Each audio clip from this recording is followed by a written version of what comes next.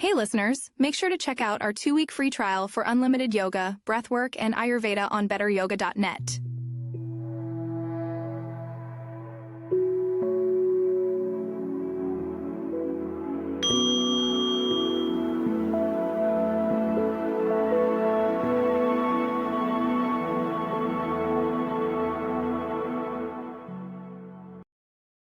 Hello and welcome everybody to the Better Yoga podcast. My name is Tiger Bai, and today we have a very special guest with us.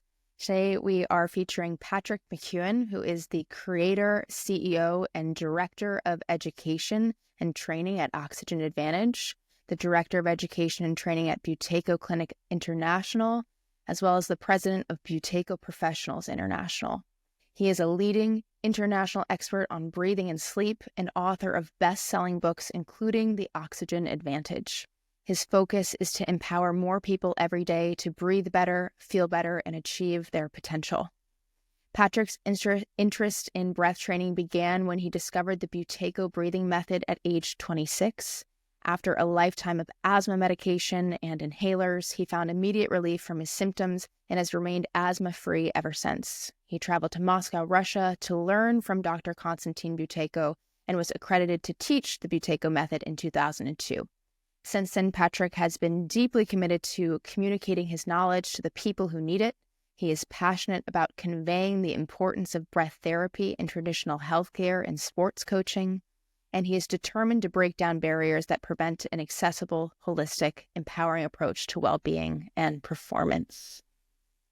For a little bit of context, I first came into communication with Patrick when I was a grad student at Georgetown University in Washington, D.C., and part of my public health degree involved a practicum or an internship, and I reached out to Patrick, having been a yoga teacher, very interested in breathing and understanding the science behind breath work, and asked if there was anything he might possibly need help with.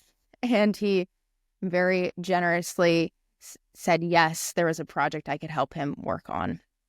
And ever since then, Patrick has just been a very important teacher to me, really helping me weave and braid together the ancient arts, yoga, breathing, Ayurveda, with the more scientific bolstering counterparts. So Patrick has been very instrumental in helping me really understand breathing, both from the ancient and traditional perspective, but as well, most importantly, as the with the scientific perspective.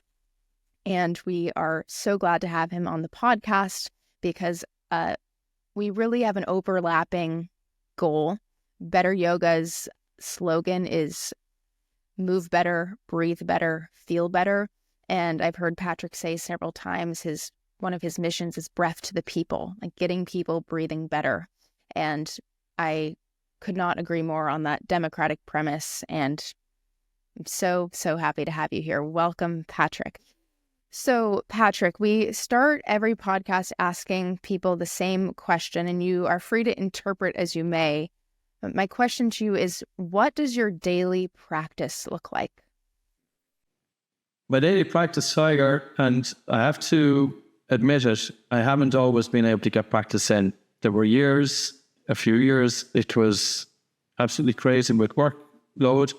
And a point came that I was feeling, I was putting all my energy out there and I wasn't giving myself any energy. So I started then thinking about, well, how can I carve my day up that I can give myself some attention?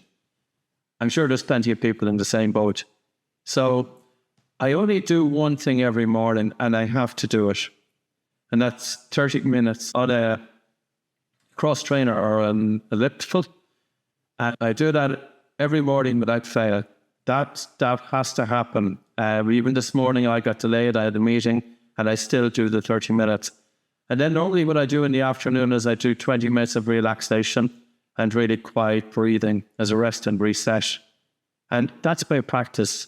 Now, throughout the day, I try not to live in my head. I spent many years stuck in my head.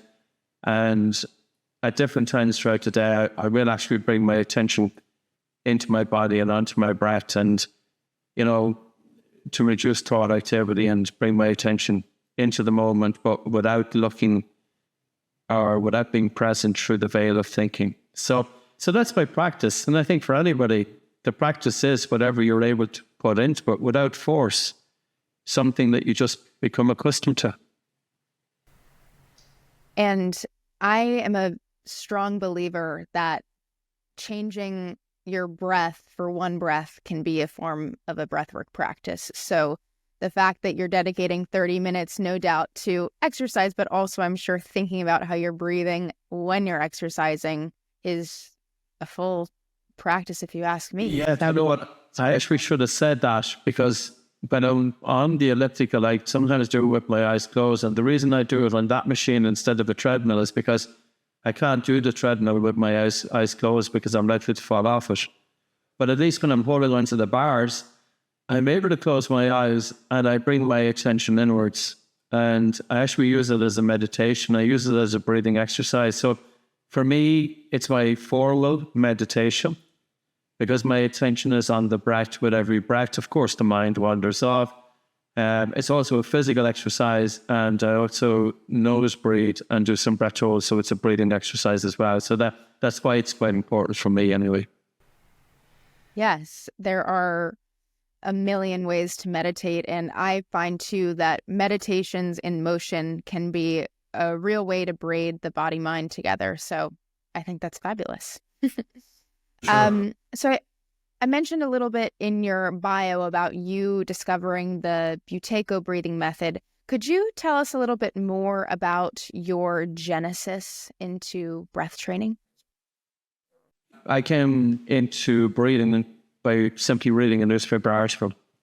Now, I had read a book called Calm by Paul Wilson. I practiced that technique. I practiced a few small techniques. I never found anything that worked for me. I remember going into a university exam and I was feeling quite stressed. And I started taking these full deep breaths for 2 minutes as I went for a walk. And I was a little bit all over the place and lightheaded when I went into the exam. And what's worse, it took me quite a few minutes to get my head together. It's not what you want going into an exam. But I then came across a newspaper article, and I came across a similar article sometime later. And it was about the work of a Ukrainian doctor. He said two things: breathe in and out through the nose. I was hardly ever breathing in and out through my nose. I always had nasal congestion. I had an operation on my nose in '94, but the good surgeon, although he fixed my nose, he never told me to actually breathe through it. And I continuously breathed through an open mouth. He said your breathing should be light. In other words, you shouldn't be hearing your breathing. You shouldn't hardly feel it. Your breathing should be effortless. It's almost like your breathing should be undetectable. Breathing should be imperceptible. And mine wasn't that way. You could always hear my breathing because I was a heavy breather. Mouth breather, fast breather, upper chest breather, dysfunctional breather. Of course, nobody had ever told me that in my 26 years or 20, whatever it was, 25 years at the time. So I started putting it into practice. And it was a couple of years later then that I really decided, I said, I kind of got a feeling that I'd love to bring this to Ireland, the Buteyko method. So I reached out to the Russian embassy because I had no way of contacting Dr. Buteyko. They were able to locate him. They put me in touch with him, and then through an interpreter, I was able to go over there. So that was it, and the rest is history, you know. A crazy move, but like anything crazy, most of us go into teaching breathing because of our own personal background. Or, you know, a lot of psychologists will go into psychology because they want to use what they learn to address their own mind first. So we do have a personal motive. So that's how I got into breathing. It was never really to teach anybody else. It was to teach myself first. Yes. You're somewhat of a breath diplomat as well. It's not a short trip to go to Russia. Yeah, I felt it was the right thing to. Well, you know, it's that saying, isn't it? Whenever you're doing something, give it your best shot, and you're as well off going to the source. You know, so like it was like anything that I try to do, I try and give it my best shot. So yeah, that was the trip there, because there's always nuances as well you pick up on that you might necessarily get. And like I was fortunate, Dr. Buteyko passed on a year later. You know, so that was just crazy. Wow. Well, my family has a motto, for better or for worse. It's, if it's worth doing, it's worth overdoing. Yeah, no, that's a good one. That works. Most of the time. So at this point, you have experience working with thousands upon thousands of people globally. What is the most common misunderstanding or myth you've come across about how we breathe? Oh, sure. It goes without saying, the instruction to take a deep breath.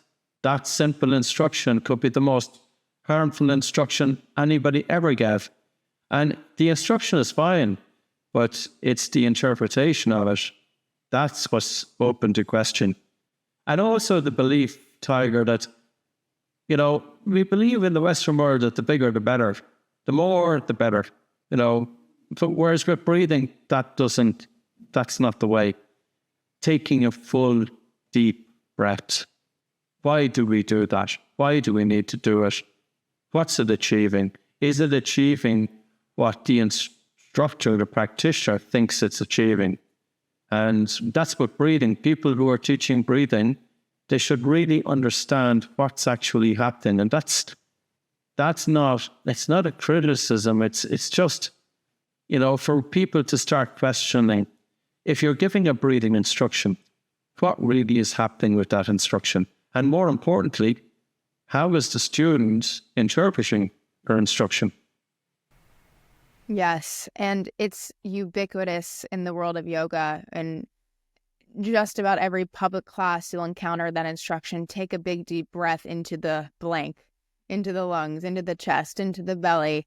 The metaphor that comes to my mind is, people get certified to drive a car, they get a license, but they're not required to understand how the car works in order to drive it.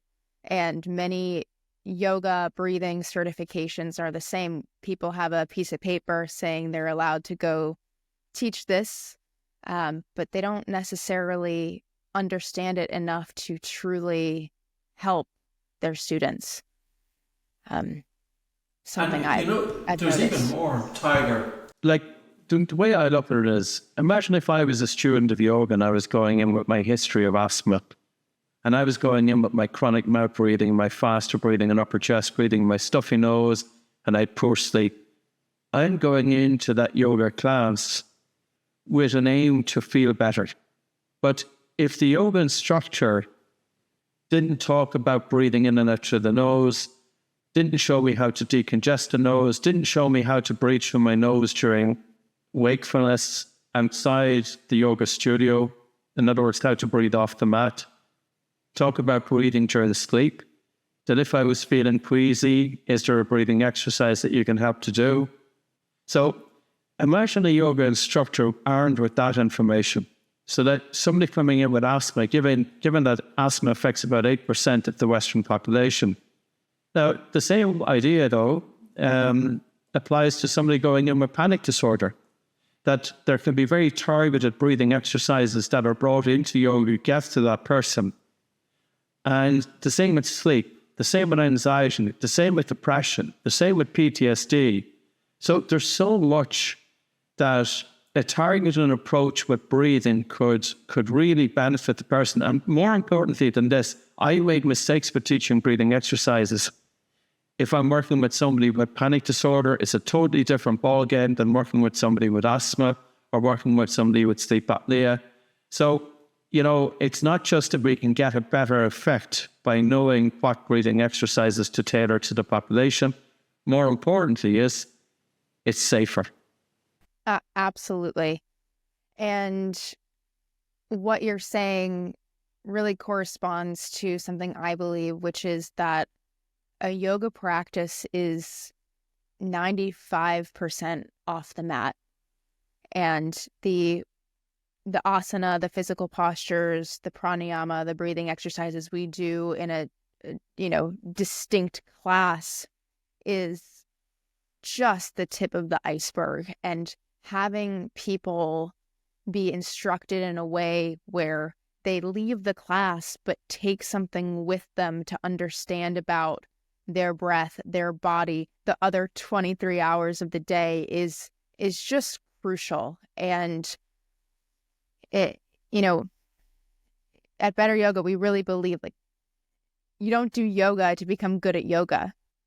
Ultimately, who cares what shape you can put your body in? You practice yoga to be good at life.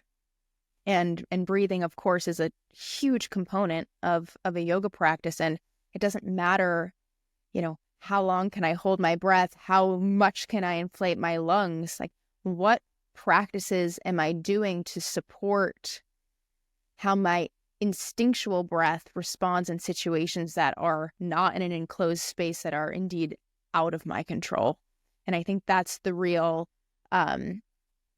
purpose and beauty of what you call functional breathing, or what Oxygen Advantage method would call functional breathing. And, for somebody new to breath training, perhaps you could take us into the key differences between functional breathing and other breathing techniques they might have come across in yoga or meditation. I suppose you can look at any breathing exercise and ultimately you can break it down. Like, can we work with the breath? When any of us change our own breathing and we communicate to the body what way to breathe, okay, you can breathe faster or you can breathe slower. Okay, so you can change your respiratory rate. You could take a fuller breath, or you can take a lighter breath, so you can change tidal volume. You can stop breathing at the top of the inhale, or you can stop breathing at the bottom of the inhale. You could stop breathing for a short period of time. You could stop breathing for a long period of time. That's pretty much it. That's all you can do with breathing. So then you have to think about, well, how long do I breathe faster for? Or how long do I breathe lighter for? And what sequence of exercises do I bring this together? So if I wanted to do an exercise to upregulate and downregulate, you could have a sequence of breathing fast for 20 breaths and then breathing light and slow for 3 minutes to downregulate. So any breathing exercise on the planet, you're breaking it down into those components. And then if you're looking at the effect that that's having on the body, or from a biochemical point of view, and really the biochemistry is referring to oxygen, carbon dioxide, and nitric oxide. So is there a way to breathe to harness nasal nitric oxide? Yes. Breath holding, slow breathing, humming.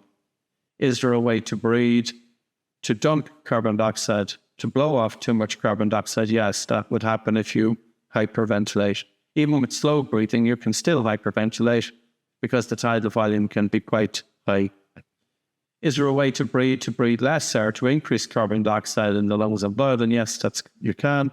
That would be hypoventilating, by breathing less air. And that could be achieved by either reducing the respiratory rate and or reducing the tidal volume to reduce minute ventilation. In other words, breathing less air.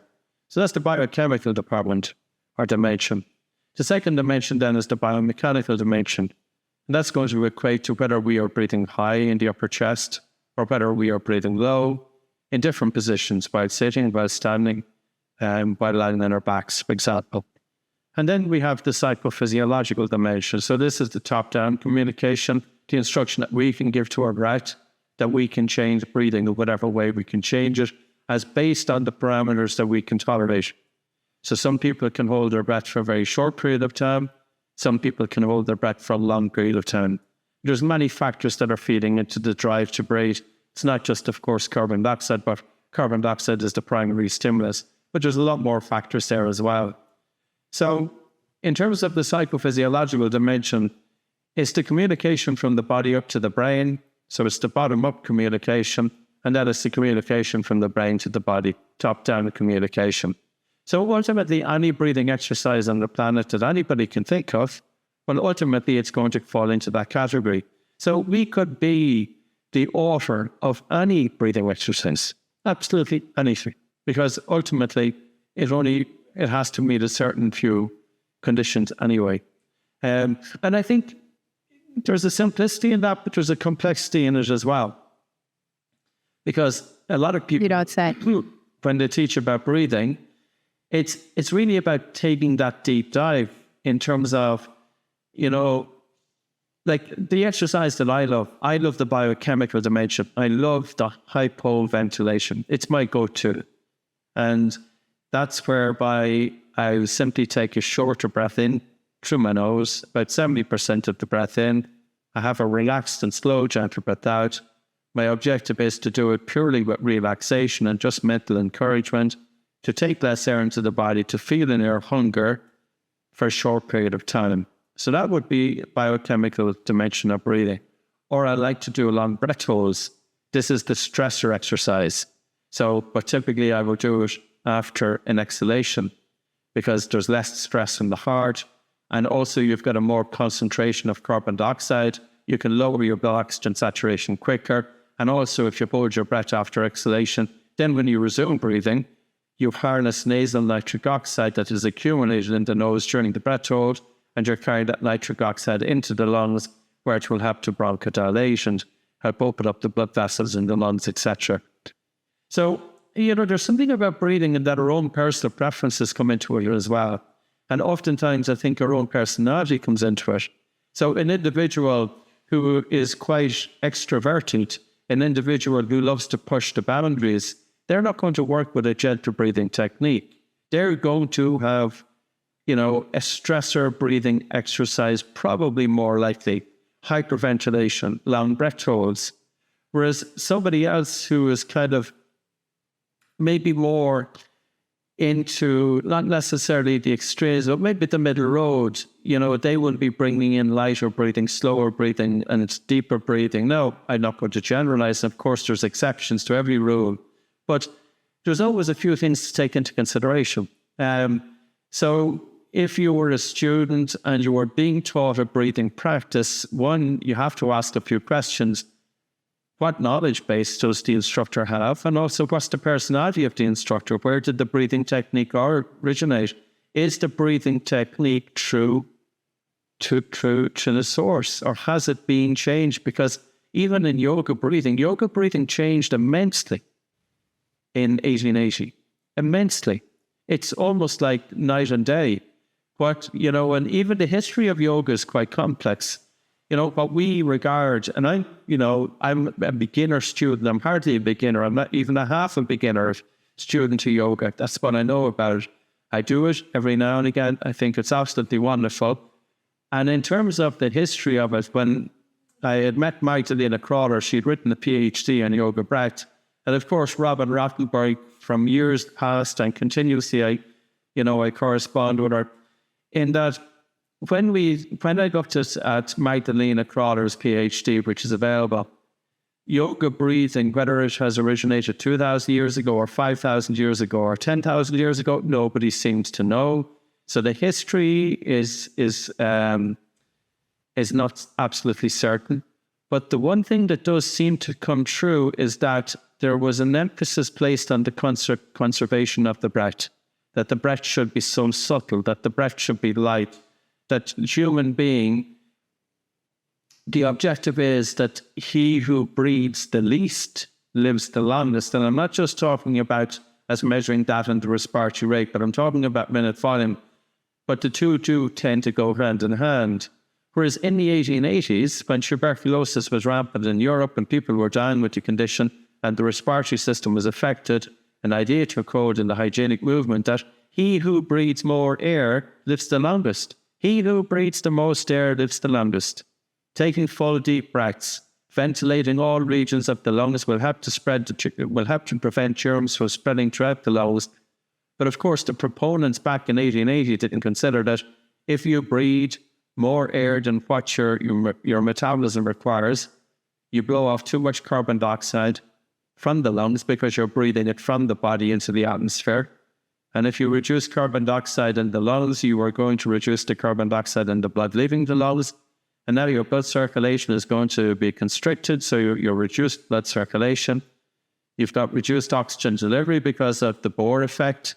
You've got an increased sympathetic drive because of the alkalization as a result of the loss of carbon dioxide and the increase of blood pH. You've got reduced blood flow to the brain, reduced oxygen delivery to the brain, increasing neuronal excitability. And I had a podcast with George Dallin there last week, and he's written a paper looking at endurance athletes who breathe too much air are more likely to have fibrosing of the heart, because when they breathe too much air during physical exercise, there's reduced blood flow and oxygen delivery to the heart. And even though there hasn't been a study putting two and two, together, but based on his decades as a sports scientist and his interest in nasal breathing since 2005 in sports, that I think there's some premise there that there could be a connection. It's not good to do any physical movement with a habit of breathing too much air over a period of time, because why should we be reducing blood flow and oxygen delivery? Why would we do that? If we knew what was happening, we wouldn't be encouraging it.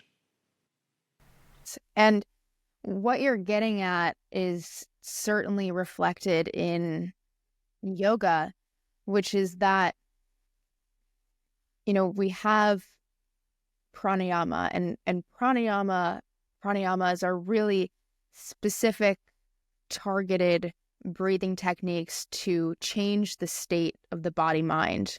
But before people are encouraged to perform pranayama, really there is work to be done, preparatory work to be done in stabilizing the breath, nasal breathing, light, slow, deep breathing, and really energetically, this is to start to open and balance the channels through which energy flows in yoga. These are called the nadis. And pranayama really isn't this entry-level practice traditionally, but rather it's, the icing on the cake of the functional breathing, on the everyday breathing, on the setting the foundation, setting up the container. And really we can think about, yoga asana, the physical postures, as forming the cup, pranayama as filling the cup, and meditation as drinking the elixir. And it doesn't surprise me what you're saying about these athletes or these people who are more drawn to extremes, that they might be having adverse effects. Now, of course, plenty of people do these practices and are just fine. And in fact, they are, known to help several conditions. But there are people who simply aren't prepared for them. Their body is in no state or shape to be doing these highly transformative, energy shifting, biochemistry shifting, psychophysiological shifting practices. And that's, I think, where your work and my work really collide and eclipse. Is there are wonderful extreme practices people can be doing, or not even extreme, just heightened, highly energetic, but without the foundation, without being able to breathe through the nose, breathe quietly, recruit the diaphragm, understand how to use your breath in a situation that's stressful. All of that extra stuff isn't going to get you anywhere. And in fact, in some cases, might even be detrimental. I think because if one is poor breathing, and what I'm talking about there is, say, abnormal breathing from a biochemical point of view, if that individual hyperventilates, and like anybody who hyperventilates, carbon dioxide reduces in the lungs and blood, but the person with poor breathing, it takes a lot longer for carbon dioxide to return back to baseline. And also they're more likely to experience more severe symptoms of vasoconstriction, because one of the first things that really gets impacted when you breathe a little bit faster and harder is that there's reduced blood flow to the brain. It's one of the most direct effects to it. But the individual who might be impacted the most there is going to be, well, I suppose somebody who is individually, if they have a genetic predisposition towards panic disorder or increased brain cell excitability, or say epilepsy or anything like that, but their underlying breathing pattern. Now, I will say this. So it's not that my preference on the personal individual, and this is where I was saying that the personality does come into breathing. And it's not just we as instructors, we have our own preferences, but students also are likely to have their own preferences. And this is where it's really good for the students to understand that it's almost that you have a kind of a suite of techniques, a toolbox of different techniques. And it's really worth, practice different breathing exercises to see what you're getting out of it the most. Because, like, as I said to you earlier on, I did try a couple of different breathing techniques before I came across Buteyko. I didn't go into them in that much detail, but I got nothing out of them. And then I had an idea, well, that breathing is useless. Breathing is going to do nothing for me. Like, especially when I went into that exam, lightheaded and all over the place. And of course, it was likely that I was going to go into that exam hall lightheaded because I was already a dysfunctional breather. And now I'm after spending 2 minutes hyperventilating in the belief that I was getting more oxygen going to the brain. And of course, the opposite was happening. So it had a bigger impact on me. So for any student who is listening, who wants to bring breathing techniques into it, well, I think yoga asanas are a tremendous place that literally, it's like me on my little cross trainer, that I bring breathing into it. And why not target breathing from 3 dimensions and also bring the stressor exercises into the poses, doing breath holds. Really, I just think it could take it to a totally different level. And I think it could be interesting for the student because the one thing about the breath, you always have it and it's free and it's there for the rest of your life. So regardless of what's happening on the outside, you can always draw your attention inwards. But more importantly, it's a real direct access to the autonomic nervous system because, we were talking earlier on about what's happening in terms of, cultural norms, and everything that's going on in the world around us. And there's a lot of stuff going on. And I think we need to be able to protect ourselves. Well, first of all, it's good to turn off the news. That's always a good thing. But aside from not letting much information in, how about giving ourselves some attention and telling the brain that we are safe and using breathing as a means of doing that? This episode of the Better Yoga Podcast is brought to you by our friends at Banyan Botanicals. Use the code KARI15 for 15% off their amazing Ayurvedic products. That's KARI 15. Don't forget to use the link in our show notes. Couldn't agree more. I particularly am very interested in the merging of oxygen advantage techniques, functional breathing, as well as the stressor exercises in yoga asana. One, because simply people don't have a ton of free time. Like, thinking about adding on another 30 minutes of a breathwork practice, for some people, they'll just laugh at you. They're like, I barely have time to feed my kids, let alone set up a yoga mat to breathe.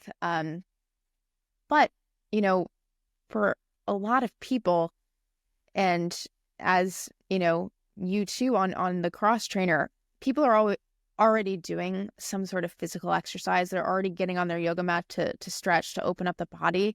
It's the containers right there. And it doesn't take extra time, simply attention and the wherewithal to add another layer that can actually, in my opinion, shave off some time needed to participate in physical exercise. I mean, if you're adding on breath holds on a cross trainer or on a yoga mat or in your daily sprints, whatever kind of movement you happen to be doing, and your breathing is good enough to start adding these stressor exercises, you don't need to be working out for 90 minutes.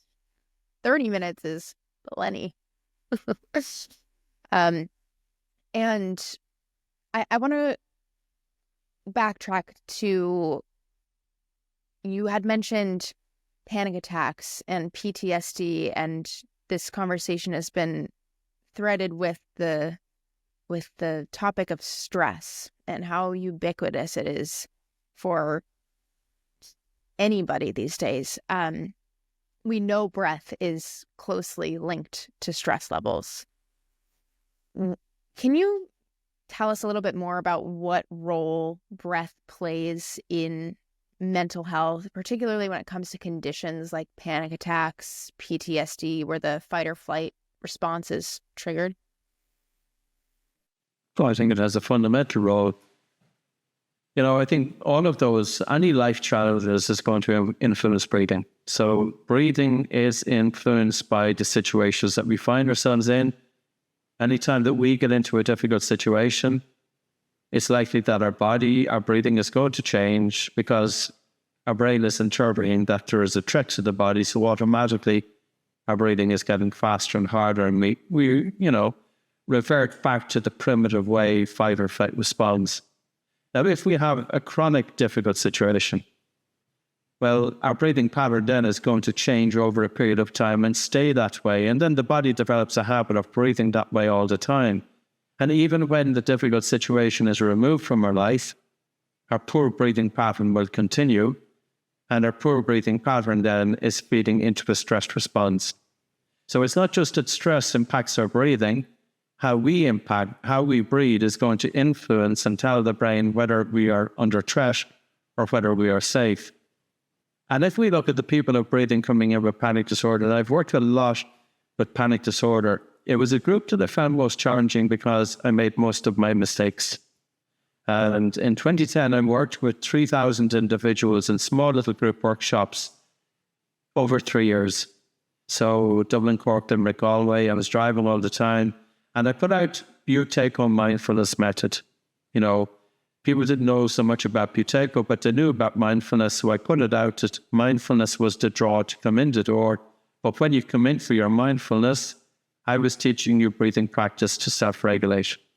Now, aside from 95% of the people coming in being female, and of course, Oxygen Advantage was born out of that because we wanted something for a male audience. But let's look at how breathing could help somebody with panic disorder or somebody with dysregulation of the autonomic nervous system, as implied in, say, PTSD, etc., poor sleep. Number one is we can improve blood flow to the brain. And carbon dioxide is known as a narcotic gas. And even the paper written back in 1988 by Somnium and Balestrino, the brain, by controlling breathing, regulates its own excitability. So how does the brain, by controlling breathing, regulates its own excitability? That's all related to carbon dioxide. Now, of course, there's the vagus nerve and there's other aspects getting in there, playing the amygdala, etc., etc. But a fundamental component is that if we breathe lighter and take less air into the body, the carbon dioxide produced by the body doesn't leave the body so quickly. So then it accumulates in the lungs, it accumulates in the blood, and it increases blood flow to the brain. I had a class of 20 people about an hour ago. I had them do the breathe out exercise. I had them breathe less air for a period of 5 minutes. We did plenty of practical sessions. And I explained, it's likely that the blood flow to your brain is increasing by 5 to 10% during this exercise. So where do you get that statistic from? Every 1 millimeter increase of CO2 in the blood will increase blood flow to the brain by 3%. Now, typically it takes about 1 minute. That when you breathe light, it takes about 1 minute for the accumulation of carbon dioxide. Firstly, it happens in the lungs, and then it happens in the blood leaving the lungs. So you need to be doing the exercise for more than 1 minute. The key is to achieve a level of air hunger that you're comfortable with. That's the key. And if the air hunger is too much, you have involuntary contractions of the diaphragm. There's a slight discomfort with air hunger. It's a sensation of suffocation. People don't like that word, but people with panic disorder have a heightened fear response to the feeling of air hunger. So we deliberately put them into a controlled state of air hunger, a teaspoon of air hunger, to help desensitize their body's reaction to their fear of suffocation. Because they could be walking down the street and something could trigger them, and all of a sudden they're feeling air hunger or feeling suffocated, and a natural response to that would be to breathe hard and faster. But of course, this is going to tip you into a fight or flight response. So you can imagine then that if they do feel air hunger in their everyday life, their body doesn't react to it in the same stress response. Now, very often that part of breathing is all forgotten about, the biochemical dimension. So then we think about breathing in and out through the nose. If you breathe in and out through the nose imposes a resistance to your breathing that's 2 to 3 times that of the mouth. It's a very different breath. It's a deeper breath. And when I mean a deeper breath, it means that the air is going into the lower regions of the lungs and you have a better connection with the diaphragm with nasal breathing. You have a slower breath. So now you're thinking about nose flow and low breathing, and that in turn helps to stimulate the vagus nerve because of the connection between the vagus nerve innervating the diaphragm, and also the connection between the diaphragm and the mind itself. So another aspect of that would be is, of course, if you're doing breathing practice, it gets your attention out of your head. You cannot think and hold your attention on your breath at the same time. And initially, of course, when people start off, they are observing their breath through thinking. There's my breath coming in and there's my breath leaving. But eventually, thinking mind subsides, and the person then is directly connected to their breath in the absence of thought. And as long as they're connected to their breath in the absence of thought, they're not stuck in their heads. Another aspect then would be improved sleep quality, because I feel there's a huge connection there as well that's often overlooked. So when anybody has panic disorder or anxiety or racing mind or high stress, sleep is impacted. And if sleep then is not deep, the brain isn't cleaning itself, the person spends more time in light sleep, less time in deep sleep, they're waking up feeling unrefreshed, and then they're not able to cope with the daily challenges that life throws upon them. So I suppose in short, Tiger, there's a few things going on there. One is, there is a way to breathe, to increase blood flow to the brain. Very important. It has a calming effect and reduces brain cell excitability. Number 2, by breathing with a tolerable feeling of air hunger, you help to desensitize the body's reaction to suffocation. You're surrendering to the discomfort. And it's very important then that if you do experience suffocation in your everyday life, you're able to cope with it better. Number 3, when you practice breathe light or breathing less air, you have to reduce your chemosensitivity to carbon dioxide. Your drive to breathe is reduced. That means that your breathing is naturally lighter and slower. That in turn helps to induce relaxation. And very often people who have had trauma in their lives, they've got a heightened sensitivity to carbon dioxide. And that heightened sensitivity to carbon dioxide induces faster breathing and harder breathing. So it's almost as if they're breathing, and how they are breathing, they are telling the brain continuously that their body is under threat. And the brain is just reacting. So the brain reads how we breathe. So it's very important to be able to tell the brain that we're safe, but it's very important that our everyday breathing is in a way that we are telling the brain that we are safe. And then, of course, the connection between the nose and the diaphragm and the mind, the vagus nerve. And the vagus nerve is not just stimulated by diaphragmatic breathing or by slow breathing, but it's also stimulated by carbon dioxide. So there's a number of ways to stimulate the vagus nerve to secrete the neurotransmitter acetylcholine, which in turn brings the heart rate, a slowing of the heart rate, which in turn then, of course, the brain interprets that the body is safe. And then strengthening the baroreflex, the pressure receptors in the major blood vessels. So by increasing the sensitivity of the baroreflex, which in turn is related to the chemosensitivity to carbon dioxide, the autonomic nervous system is in balance, or at least in a better balance, and it's not an increased sympathetic drive and a reduced parasympathetic drive. And finally, sleep. So you're probably sorry that you asked me that question, Tiger, but you can see the potential of breathing here for somebody with panic disorder.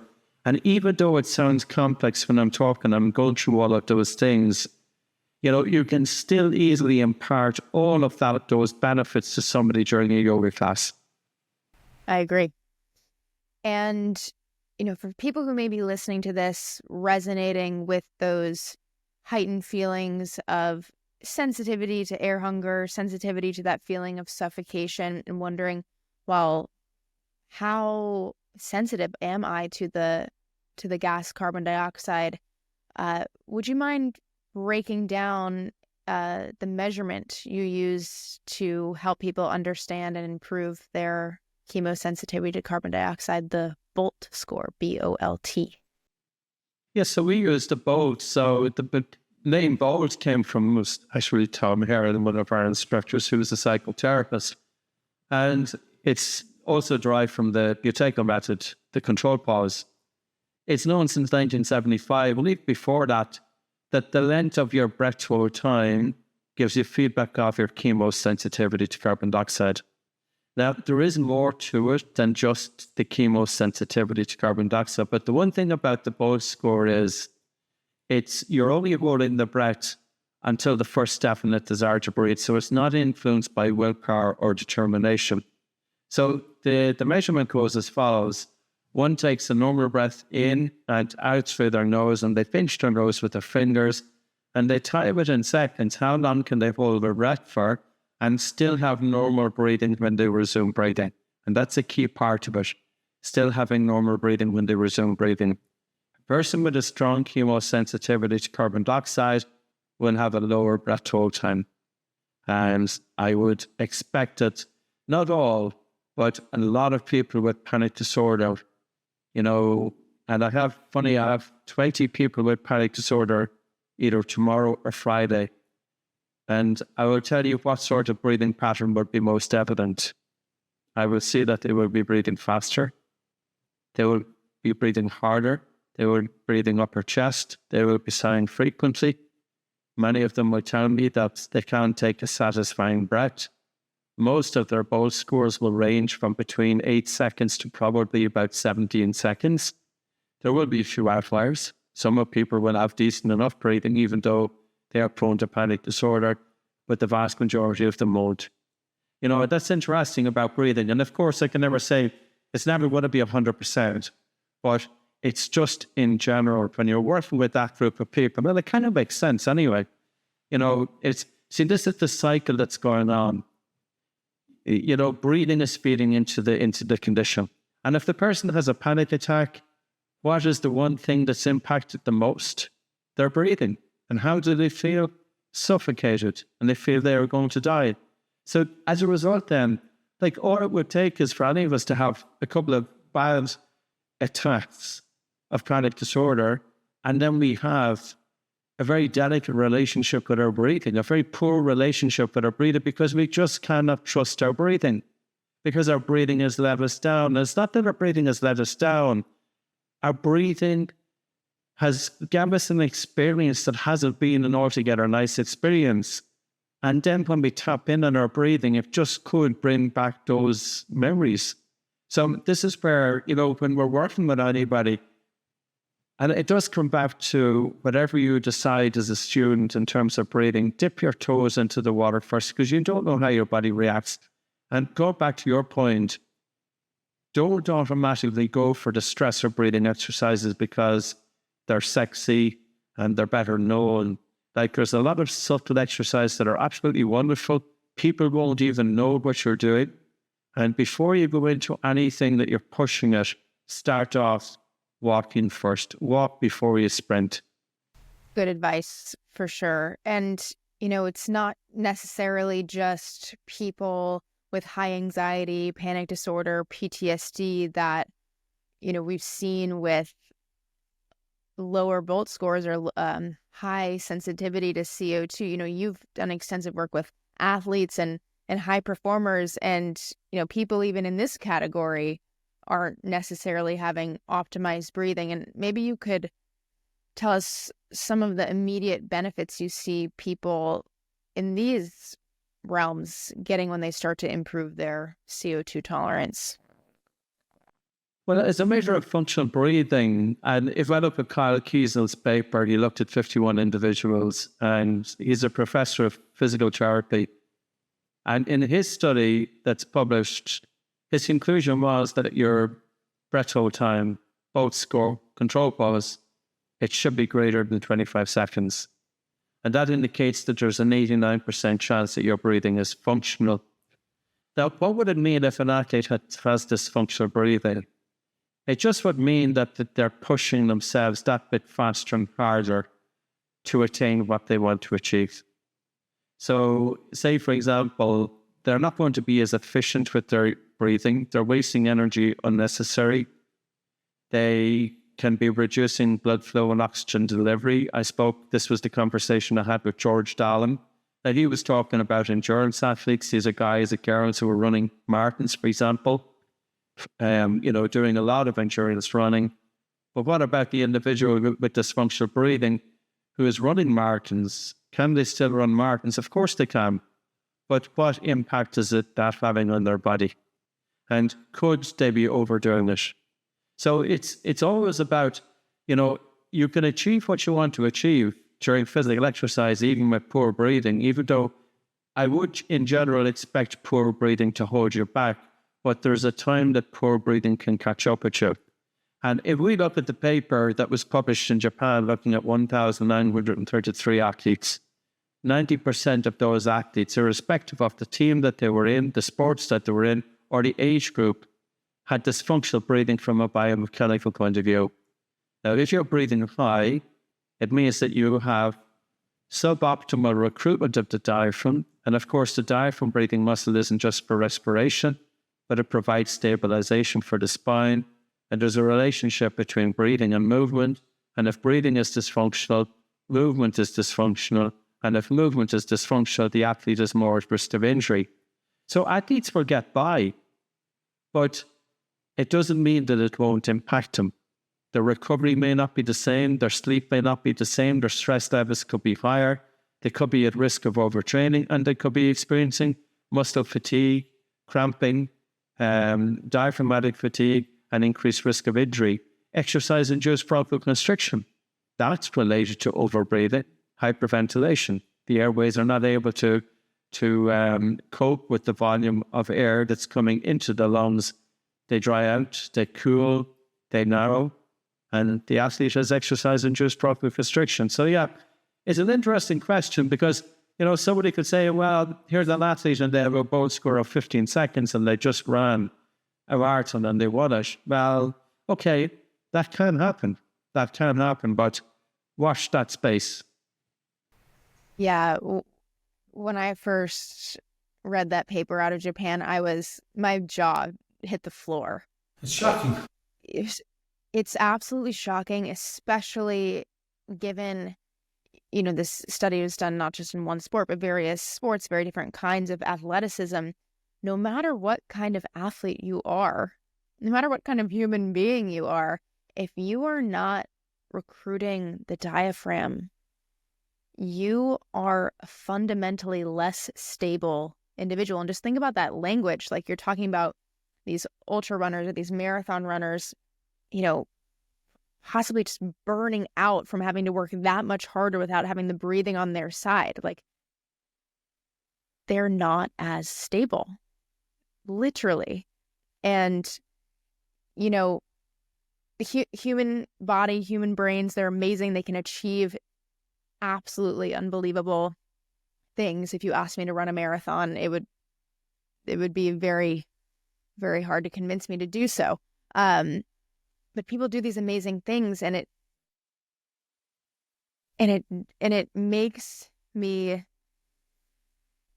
feel so excited about where the world of breath training is going, because as more elite athletes and more recreational athletes start to understand how to get breathing on their side, the thought of what is possible just becomes more exponential, and that's very exciting to me, to see where that's going to go with more people getting on the breath training train.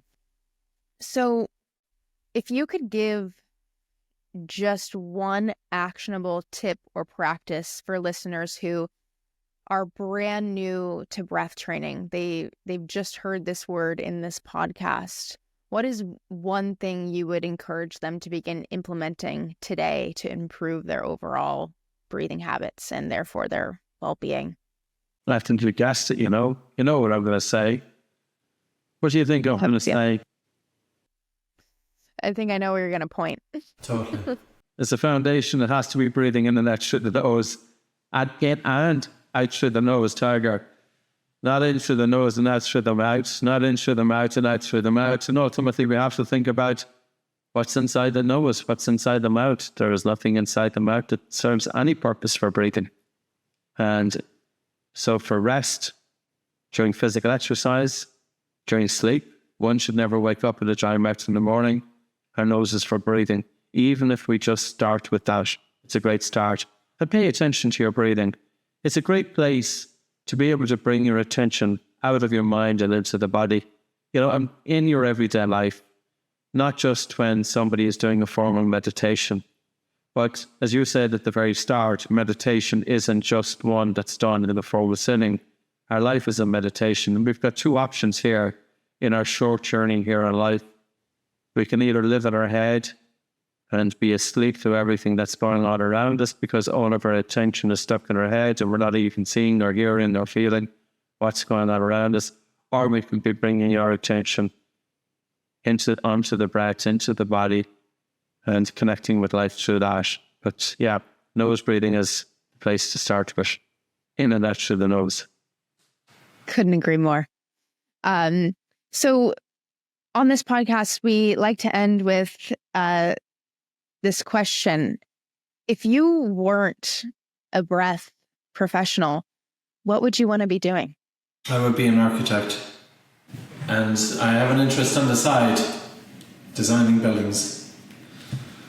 Well, we'll have to talk about that at some point in the future. So thank you so much, Patrick, for coming on and sharing your immense knowledge and wisdom in regards to breathing. Just so people can know, Oxygen Advantage has an incredible app. You can get it on iPhone, Android.